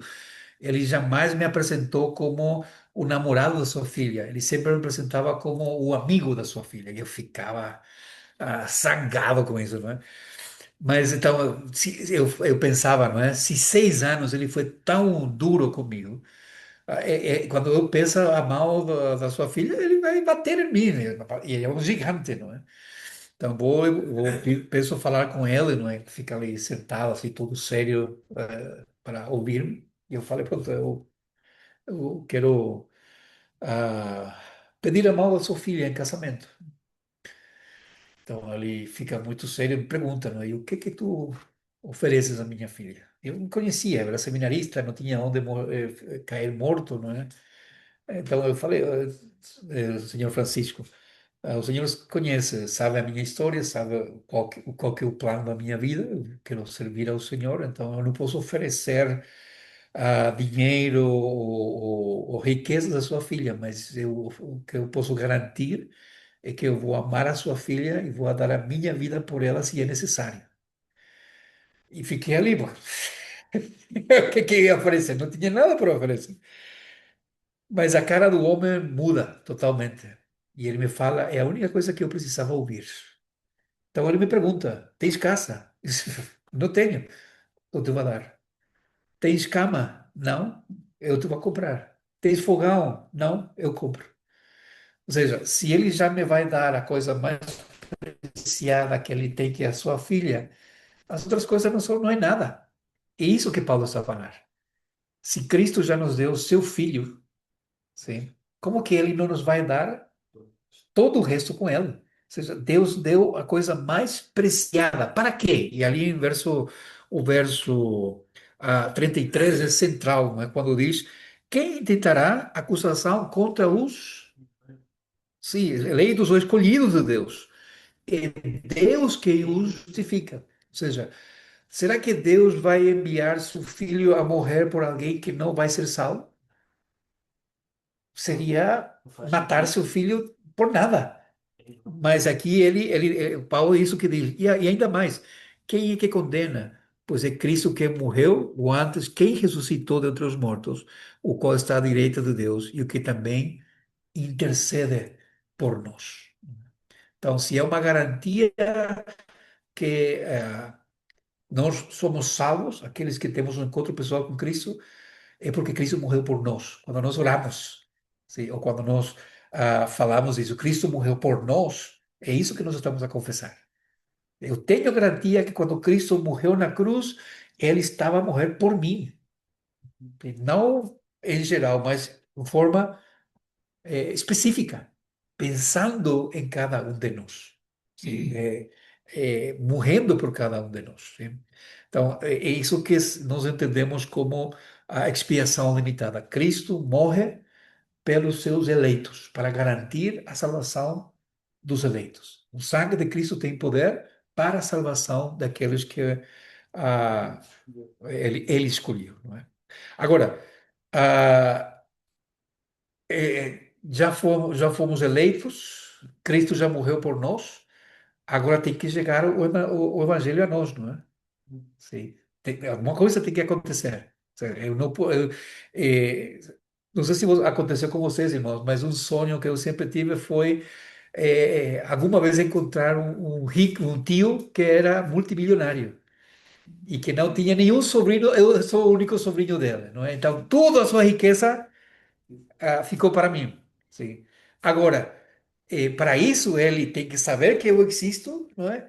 Ou o que é melhor, eu tenho que estar inteirado de que ele realmente fez o seu testamento e que ele deixou tudo para mim. Sim. Porque ele pode ter feito isso.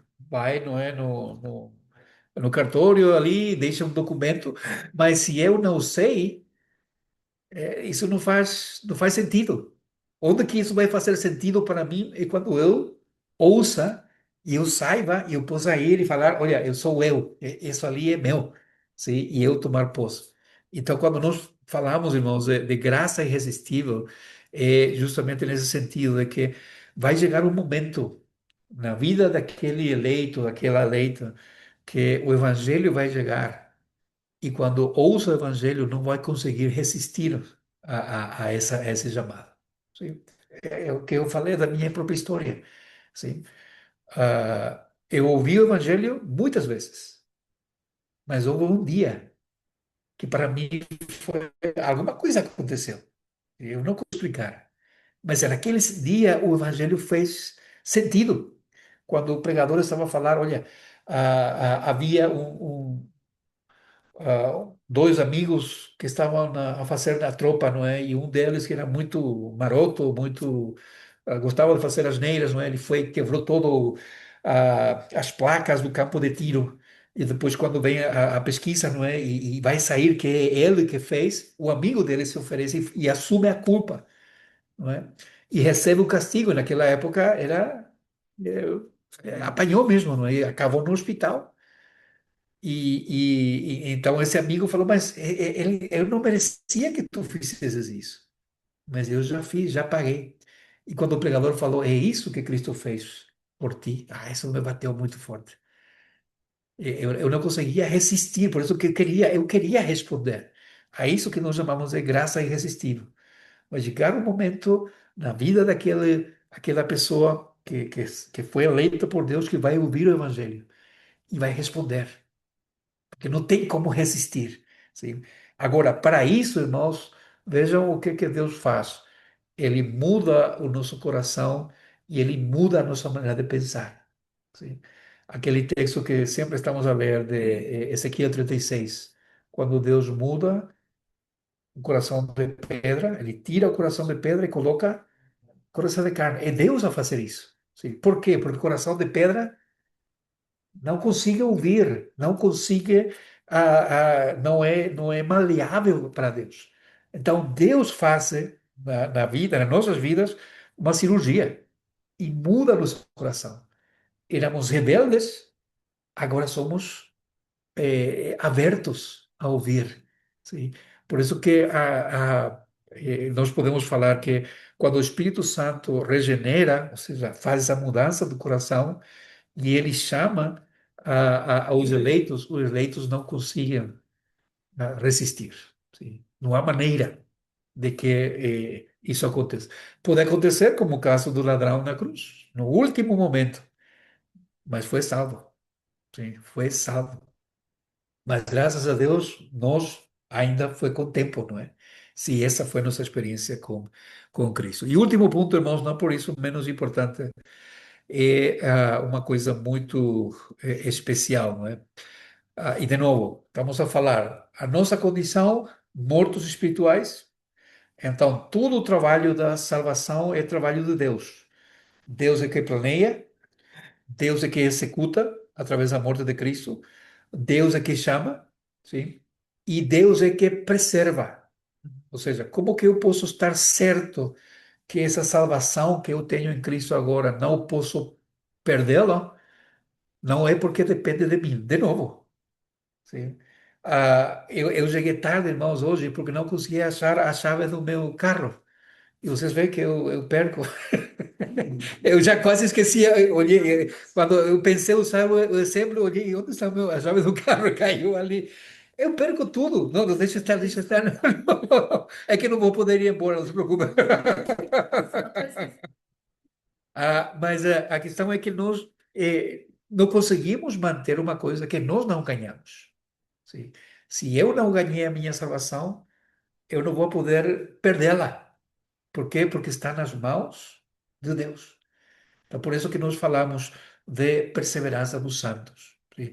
Qual que é a marca do verdadeiro crente, irmãos? Não é que ora bem, que lê muito a Bíblia ou que se congrega somente. A marca do verdadeiro crente é a perseverança, ou seja, que permanece na fé no meio das circunstâncias e no meio do tempo. Agora, essa perseverança, de novo, não é obra nossa, é Deus que nos ajuda nesse processo. Significa que não pecamos? Não. Lamentavelmente, pecamos. Ainda o pecado está em nós e ainda estamos a lutar contra isso. Significa que não erramos? Não, nós somos falhos. Mas Deus nos dá o seu Espírito para nos fazer voltar. Lembra a questão da disciplina, de uma marca de uma igreja saudável, verdadeira? Era justamente por isso. Porque aqueles que são eleitos, quando são chamados ou quando são repreendidos, sim, ouvem. Sim. Aquele que não é eleito, aquele que não é salvo, não vai aceitar um chamado a arrependimento, uma exortação, porque o orgulho vai pesar. Mas por que que as pessoas saem das igrejas muitas vezes? É por isso. Eu sempre faço a piada, mas se vocês conseguissem ajuntar, irmãos, a quantidade de gente que já saiu dessas igrejas aqui de Monção, de Pias ou de Valença, por causa de eu chamar a atenção ou dizer que estava em pecado, podia fazer uma mega igreja já. Sim, da quantidade de gente, porque ninguém gosta de ouvir isso. Gostamos de apontar, mas quando alguém nos fala, olha, irmãos, estás a errar, precisas te arrepender. Isso é um problema, sim, é um problema. Mas nós temos a garantia que o crente, aquele que é crente verdadeiro, vai ouvir, sim. E de alguma maneira ele vai voltar. Por quê? Porque Deus está a obrar. E deixe-me só um último texto, irmãos, ali, para que nós possamos ter essa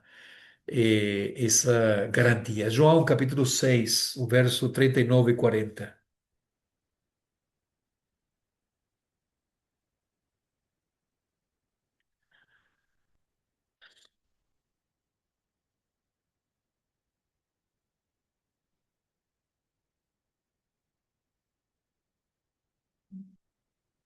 João 6, 39 e 40.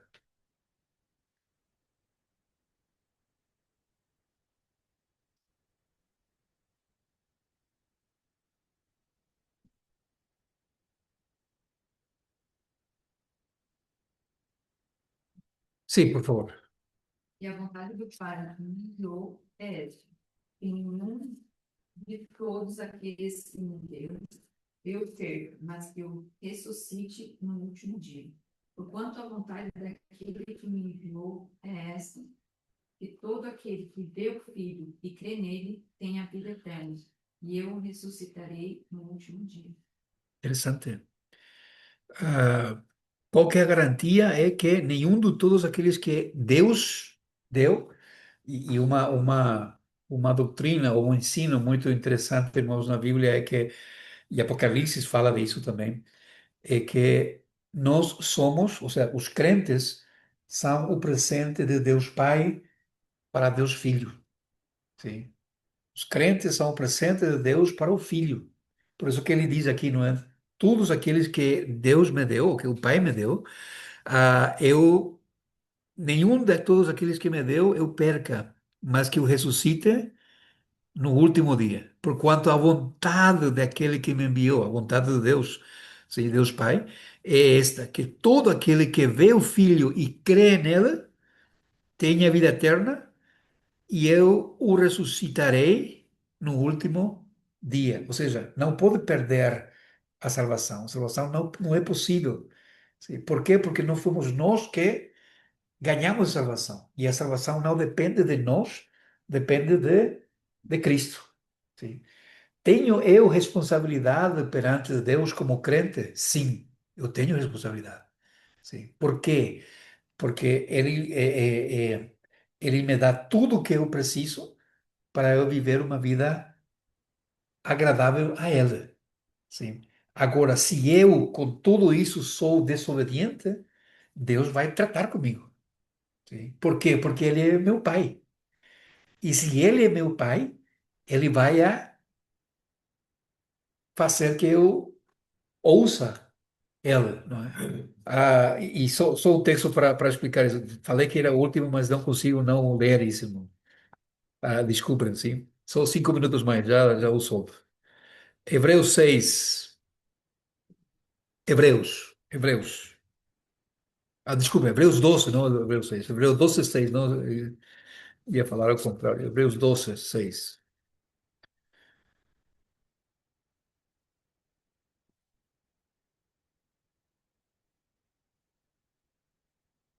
Porque o Senhor corrige o que ama e açoita a qualquer que lhe segue por filho.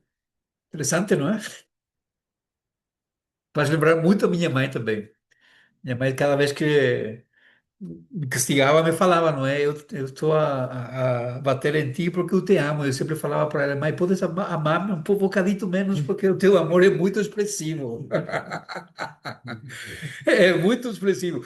Mas pronto, Deus faz. Interessante, não é? Se nós somos filhos de Deus, vamos pecar sim, vamos errar sim, mas Deus não nos vai deixar nessa situação. Ainda que Ele tenha que mexer conosco. Sim? E nós temos provas bíblicas disso. Lembra David? Ele peca, convém saber, sim? Manda matar o marido de Batseba, manda matar o marido de Batseba. O que Deus faz com ela? Deus chama de assassino e mata o seu filho.